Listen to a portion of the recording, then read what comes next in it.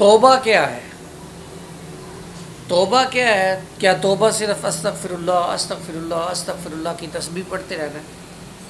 यानी मैं कभी कभी देखता हूँ कि जनाब किसी शॉप पर कोई सामान लेने के लिए गया है, सामने जनाब टीवी लगा हुआ है, फ़िल्म देख रहे हैं, साथ साथ तस्बीह भी पढ़ रहे हैं। मैंने पूछा हज़रत क्या पढ़ रहे हैं?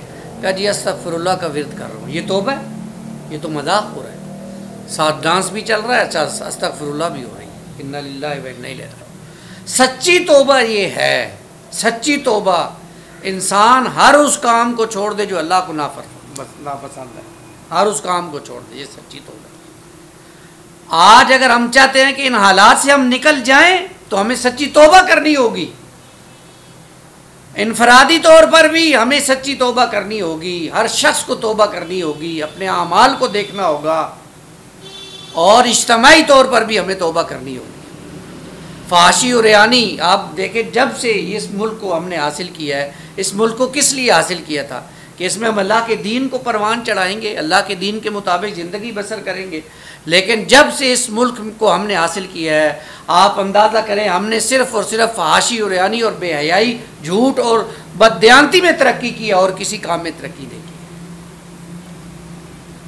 और फाशी और यानी अब इस स्टेज तक पहुँच चुकी है कि घरों में दाखिल हो चुकी है। अब अच्छे अच्छे दीनदार लोगों की बेटियां टिकटॉक पर वीडियो बना रही हैं, स्नैक ट्यूब पर वीडियो बना रही है, और सबसे बड़ी बात यह है कि किसी को कोई परवाह ही नहीं है कि क्या हो रहा है। बेटी क्या कर रही है कोई मसला नहीं है, खावंद को परवाह नहीं है कि बीवी क्या कर रही है, भाई को परवाह नहीं है कि बहन क्या कर रही है, बेटे को परवाह नहीं है कि माँ क्या कर रही है। वो अब वीडियो बनवाए, वो जिस्म की नुमाइश करे, वो जिस्म को बेचे, चंद टकों की खातिर वो जिस्म की नुमाइश करे, उसे कोई परवाह नहीं है, बस घर में पैसा आना चाहिए। हमारा तो वो वतीरा बन गया, जो काम करे रुपया, ना बाप करे ना मैया, ना बहन करे ना भैया। हम तो इस रतीर पर पहुँच चुके।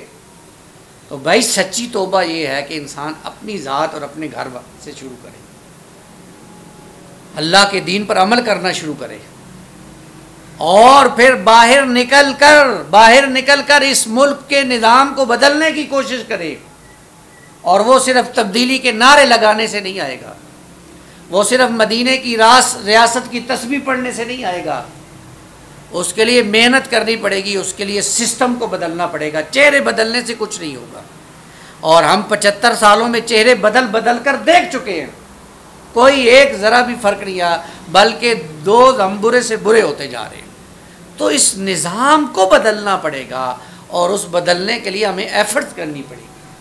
अगर हम अपनी तवानाइयाँ नहीं लगाएंगे तो वरना तो फिर एक ना एक दिन है अल्लाह के हज़ूर पेश होना है। अल्लाह पूछेंगे बता तुमने क्या किया, हम क्या जवाब देंगे। आज सूद दंदनाता फिर रहा है, सूदी सिस्टम है, इस सूदी निज़ाम के तहत हम मुत्तकी बने फिर रहे हैं। इस निज़ाम में, जिस निज़ाम के अंदर जो है वो सांस भी जो मैं और आप ले रहे हैं वो भी सूदी है, और उसके अंदर हम नमाज़ें पढ़ रहे हैं, उसके अंदर हम तहज्जुद पढ़ रहे हैं, हम तस्बीह पढ़ रहे हैं, तिलावत कुरान मजीद के अंबार लगाए जा रहे हैं, और समझते हैं कि इसी पर शायद हमारी बख्शिश हो जाए, अल्लाह हमारी हिफाजत फरमाए। ऐसा क्या हमें किसने पढ़ा दिए। बातिल की इक़्तिदार में तकवा की आरज़ू, कितना हंसी फरेब है जो खा रहे हैं।